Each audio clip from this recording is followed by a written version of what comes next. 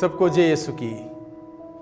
आइए भाइयों बहनों, प्रभु का वचन सुनने के लिए मैं आप सबों का हार्दिक स्वागत करता हूं। इस बार और एक नया टॉपिक लेकर मैं आया हूं। आइए हम सभी प्रभु के वचनों को सुने,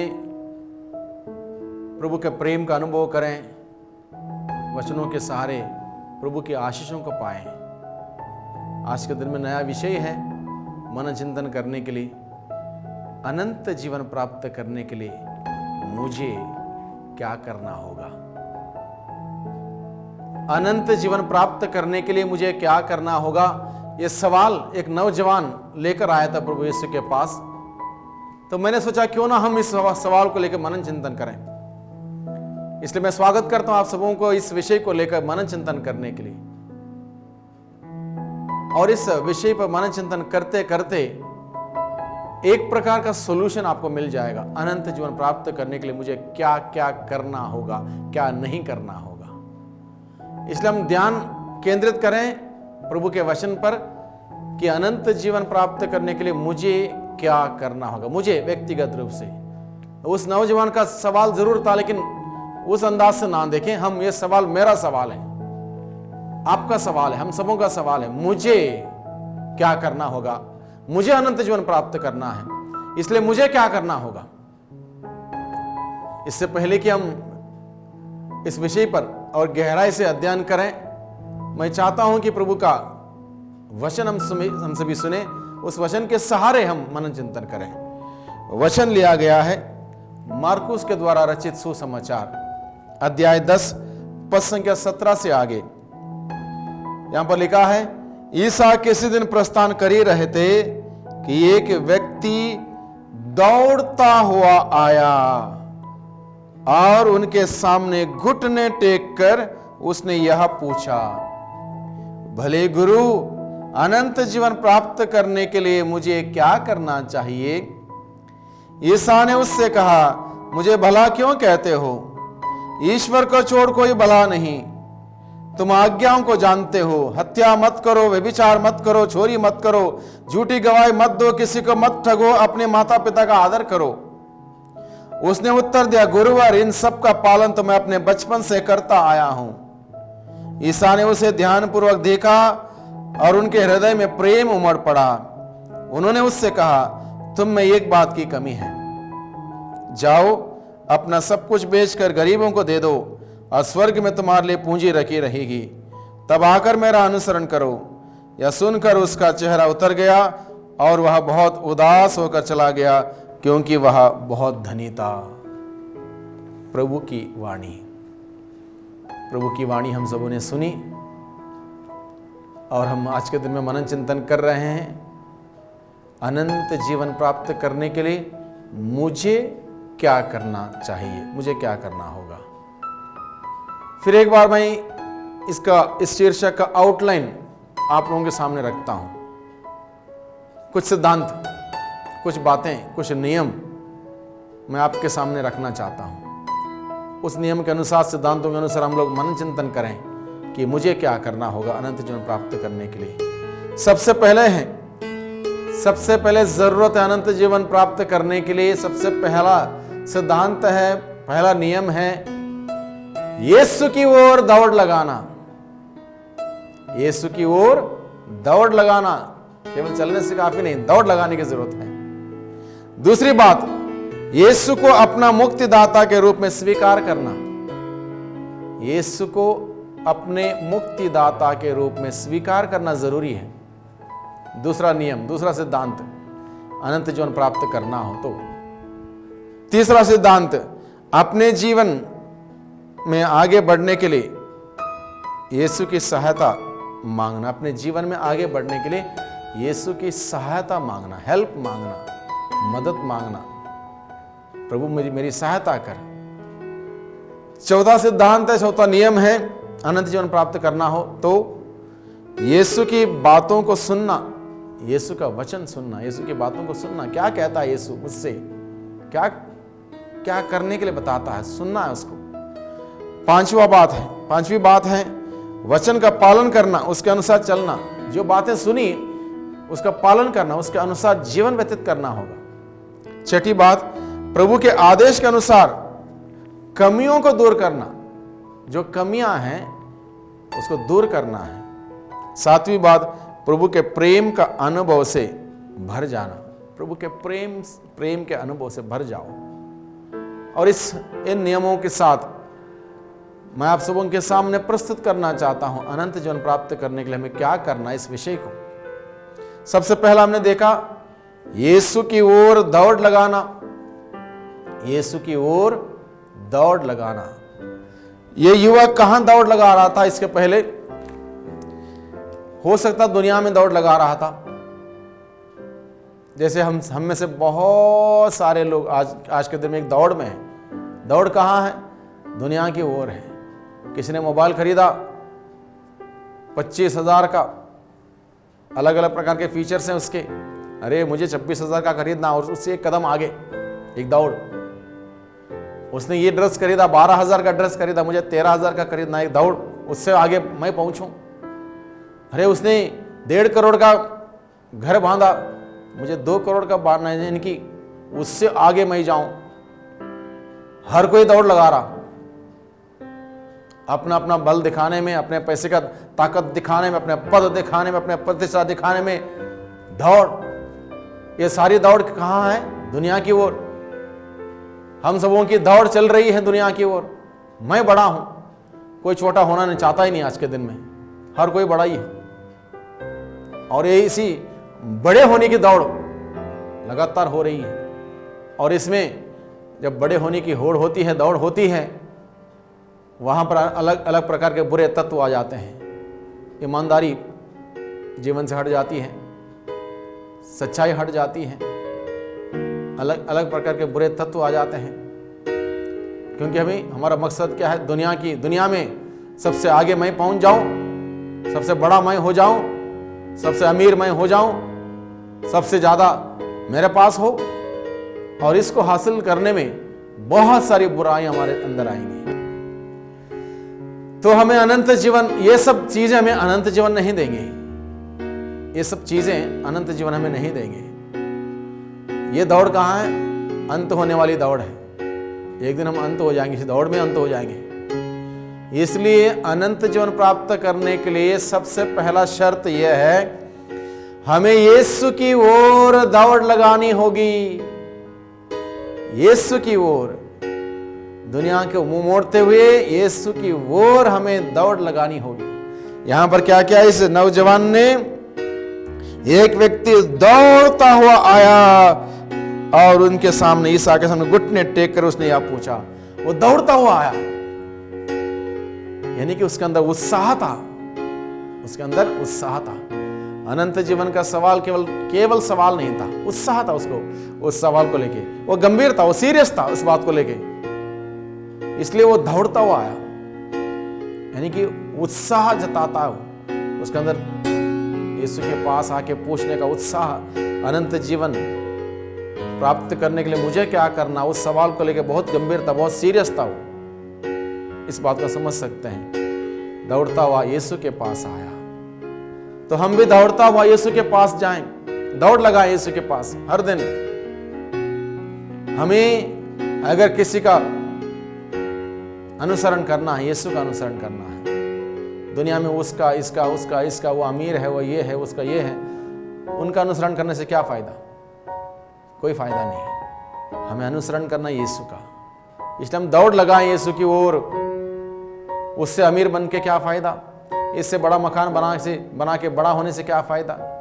मकान यहीं रहेगा, पैसे यहीं पर रहेंगे, जमीन जायदाद यहीं पर रहेगी, गाड़ी बंगला कार वो सब यहीं पर रहेगा, सारी सुविधाएं यहां पर रहेंगी।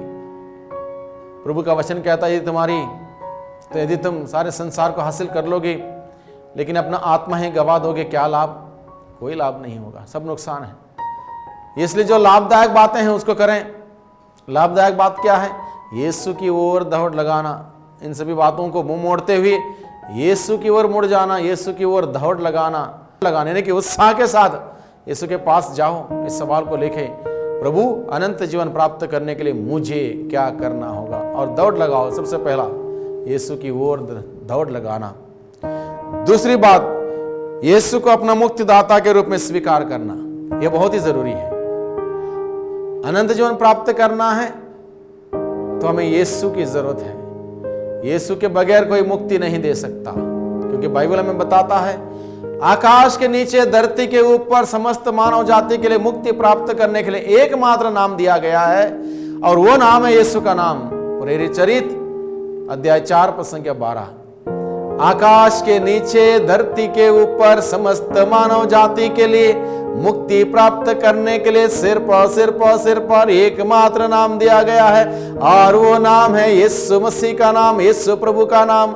इसलिए भाइयों बहनों, मुक्ति प्राप्त करने के लिए दूसरा शर्त यहां पर यह है, यीशु मसीह को अपना मुक्तिदाता के रूप में स्वीकार करना होगा।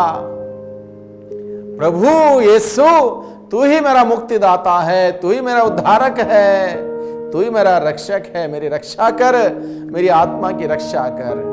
अगर तू मेरी रक्षा नहीं करेगा तो मैं बच नहीं पाऊंगा। बचाने वाला प्रभु यीशु है, मुक्ति देने वाला प्रभु यीशु है, उद्धार करने वाला प्रभु यीशु है। स्वीकार करो उसको अपने जीवन में, अपने व्यक्तिगत जीवन में, अपने व्यक्तिगत मुक्तिदाता के रूप में स्वीकार करो। Accept Jesus as your Lord and Savior. Accept Jesus as your Lord and Savior. प्रभु को स्वीकार करो मुक्तिदाता के रूप में। दूसरा कोई नाम नहीं है जिसके द्वारा मुक्ति मिल सकती है, एकमात्र नाम है, वो नाम है यीशु का नाम। इसलिए अनंत जीवन प्राप्त करने के लिए सबसे पहले यीशु की ओर दौड़ लगाना होगा। दूसरा, यीशु को अपने व्यक्तिगत रूप जीवन में अपने मुक्तिदाता के रूप में स्वीकार करना होगा। You need to accept Jesus as your Lord and saviour. बहुत ही जरूरी है। तीसरा शर्त क्या है? अपने जीवन में आगे बढ़ने के लिए प्रभु की सहायता मांगना। अपने जीवन में आगे बढ़ने के लिए प्रभु की सहायता मांगना। ये नौजवान ने क्या किया? उसने दौड़ लगाई, दौड़ता हुआ आया। सबसे पहले दौड़ता हुआ आया, बड़े विनम्रता से प्रभु के सामने घुटने टेके। वो हम्बल हुआ, विनम्र हुआ, विनीत हुआ। घुटने टेकता है, यानी कि घुटने टेकने का मतलब अपने प्रभु को, प्रभु यीशु को स्वीकार करता। प्रभु तू ही मेरा प्रभु है, तू ही मेरा ईश्वर है, तू ही मेरा मुक्तिदाता है। घुटने टेके उसके सामने। बहुत बड़ी बात प्रकट करता है घुटने टेकने का वो पोस्चर, यानी कि प्रभु तू ही मेरा मुक्तिदाता है, तू ही मेरा उद्धार करता है, तू ही मेरा ईश्वर है।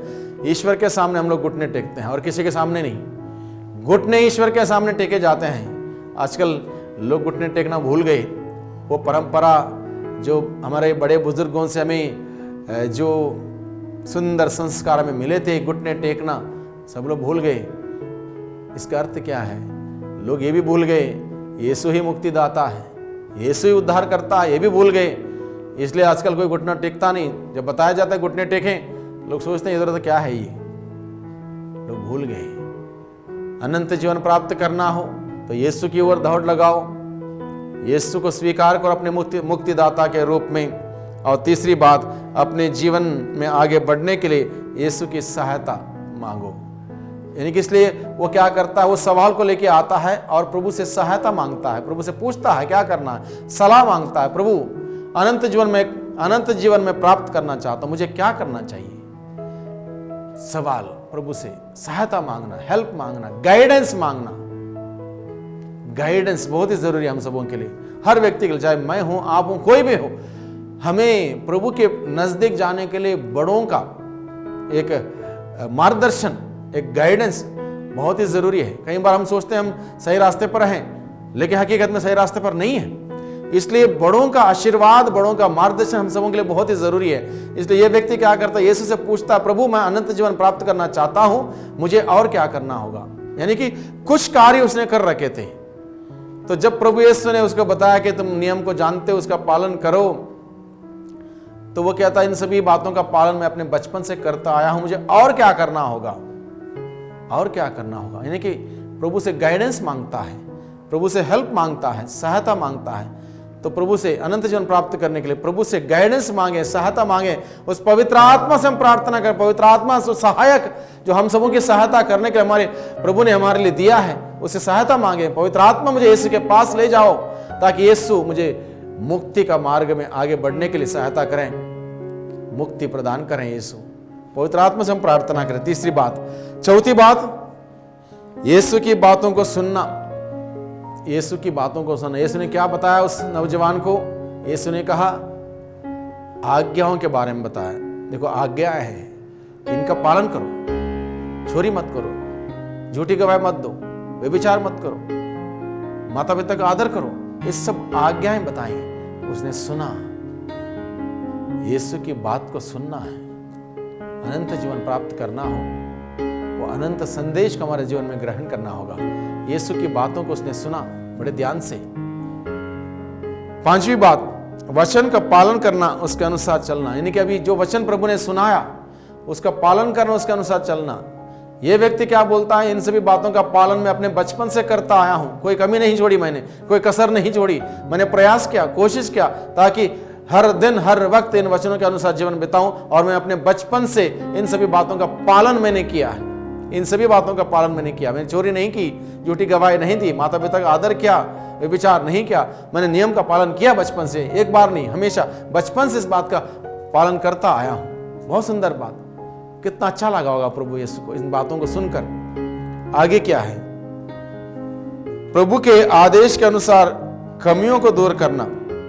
तो प्रभु ने वचन सुनाया, इसने वचन सुना और कहा मैं इस बातों का पालन अपने बचपन से करता आया हूं। उसके बाद प्रभु ने कहा सब ठीक है, एक बात की कमी है। प्रभु ने कहा एक बात की क्या है? कमी है। एक नेगेटिविटी तुम्हारे अंदर है, एक कमजोरी तुम्हारे अंदर है, एक बात की कमी है। वो कमी तुमको स्वर्ग राज्य से, अनंत जीवन से वंचित कर सकती है। इसलिए उस कमी को भी दूर करो। प्रभु ने कहा उस कमी को दूर करो। कमी क्या थी? कमी बाइबल बताता है वो अमीर था, बहुत जमीन जायदाद उसके पास थी। इसलिए प्रभु ने कहा इतनी सारी जमीन जायदाद, इस अमीरी को लेकर तुम स्वर्ग राज्य में प्रवेश नहीं कर पाओगे। इसको गरीबों में बांटो, सब गरीबों को दे दो, सब छोड़ के, सब त्याग के तब मेरा अनुसरण करो। प्रभु ने उसको ये कहा। यानी कि प्रभु के आदेश के अनुसार कमियों को दूर करना जरूरी है। उस व्यक्ति ने क्या किया? कमियों को दूर किया? नहीं किया। उस व्यक्ति ने नियम का पालन भले ही किया, कमियों को दूर नहीं किया। इसलिए जब प्रभु ने कहा तुम में एक बात की कमी है, प्रभु ने बताया ऐसा करो, उसने नहीं किया, यानी कि कमियों को दूर नहीं किया। अगर मेरे अंदर कमियां हैं, प्रभु ने उस व्यक्ति से कितनी कमी बताई? एक कमी। हो सकता है मेरे अंदर 10 कमियां हैं या सैकड़ों कमियां हैं, और हम सबों के अंदर हैं, और हम सबों के अंदर इतनी सारी कमियां हैं, और हम कल्पना करेंगे कि हम स्वर्ग जाएंगे। होगा? नहीं होगा। एक कमी होने पर भी उसको मौका नहीं मिला स्वर्ग जाने का, तो मान लो हमारे अंदर सैकड़ों कमियां हैं कि आप स्वर्ग जाएंगे? नहीं हो सकता। कमियों को दूर करना बहुत ही जरूरी है। सबसे पहले कमियों को जानना, पहचानना और उन कमियों को दूर करना जरूरी है, अन्यथा स्वर्ग नहीं जाएंगे। कमियों को दूर करना बहुत ही जरूरी है। इसलिए प्रभु हमें बताता कमियों को दूर करो। और आखिरी बात, प्रभु के प्रेम का अनुभव से भर जाना। प्रभु के प्रेम के अनुभव से, प्रेम का अनुभव हमें जरूरी है। ये जानना काफी नहीं कि ईश्वर प्रेम है, ईश्वर मुझसे प्यार करता है। जानकारी पर्याप्त नहीं है। जानकारी जरूरी है, जानकारी के साथ साथ वो अनुभव होना जरूरी है। ईश्वर का प्रेम का अनुभव, ईश्वर मुझसे बेहद प्यार करता। जब मुझे इस बात का अनुभव होगा ईश्वर मुझसे बेहद प्यार करता, मैं कुछ भी छोड़ने के लिए, कुछ भी त्यागने के लिए हम तैयार हो जाएंगे। और अनुभव नहीं होगा, हम कुछ भी छोड़ नहीं पाएंगे। कोई तपस्या नहीं होगी, कोई त्याग नहीं होगा, कुछ छोड़ नहीं पाएंगे। उस व्यक्ति ने क्या किया? उसने पालन तो किया, नियम का पालन तो किया, लेकिन ईश्वर का प्रेम का अभाव था उसके अंदर, जिस वजह से वो कुछ छोड़ नहीं पाया, जमीन जायदाद गरीबों को दे नहीं पाया, यीशु का अनुसरण नहीं कर पाया, अनंत जीवन से वंचित हुआ एक कमी की वजह से। भाइयों बहनों, हम सबों के अंदर पता नहीं कितनी कमियां हैं, हम स्वयं नहीं जानते। इतनी सारी कमियों को लेकर के हम स्वर्ग जा सकते हैं? नहीं जा सकते हैं। क्या हमें अनंत जीवन मिलेगा? नहीं मिलेगा। तो हमें क्या करना होगा? कमियों को दूर करना होगा। तो आज के दिन में प्रभु ने इस सुंदर प्रसंग के द्वारा हम सबों से बातें की और बहुत बड़ी बात हम सबों को बताई। अगर हम अनंत जीवन प्राप्त करना चाहते हैं तो क्या करना है? सबसे पहले ईश्वर यीशु की ओर दौड़ लगाना है, यीशु को अपना मुक्तिदाता के रूप में स्वीकार करना है, अपने जीवन में आगे बढ़ने के लिए यीशु की सहायता मांगना है, यीशु की बातों को सुनना है, वचन का पालन करना, उसके अनुसार चलना है, प्रभु के आदेश के अनुसार कमियों को दूर करना है, प्रभु के प्रेम का अनुभव से भर जाना है। अगर इतने नियमावली अगर हम पालन करेंगे, ये इतने सिद्धांत का अनुभव हम पालन करेंगे अपने जीवन में, हम जरूर मुक्ति प्राप्त करेंगे। मुक्ति प्राप्त करने के लिए हमें इन सभी कार्यों का करना होगा। नौजवान प्रभु के पास जो दौड़ते हुआ आया, उसने एक शर्त पूरा नहीं किया। क्या एक शर्त? कमियों को दूर नहीं किया, क्योंकि उसके अंदर ईश्वर का प्रेम का अनुभव नहीं था। कमियों को दूर नहीं कर पाया, अनंत जीवन से वंचित रहा। भाइयों बहनों, अनंत जीवन से वंचित रहेंगे तो कहाँ जाएंगे हम लोग? कहाँ जाएंगे? कहाँ जाएंगे?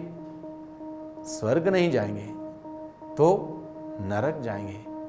कौन चाहेगा नरक जाने के लिए? तो हम प्रयास करें, दौड़ लगाएं, आज ही से प्रभु की ओर दौड़ लगाएं, प्रभु को अपना मुक्तिदाता के रूप में स्वीकार करें, प्रभु की सहायता मांगे, प्रभु की बातों को सुने, उसके अनुसार जीवन व्यतीत करें, कमियों को दूर करें, प्रभु के प्रेम से भर जाएं और प्रभु हमारी सहायता करेगा। हमें अनंत जीवन की ओर वो प्रभु हमें ले जाएगा। उस प्रभु से हम प्रार्थना करें।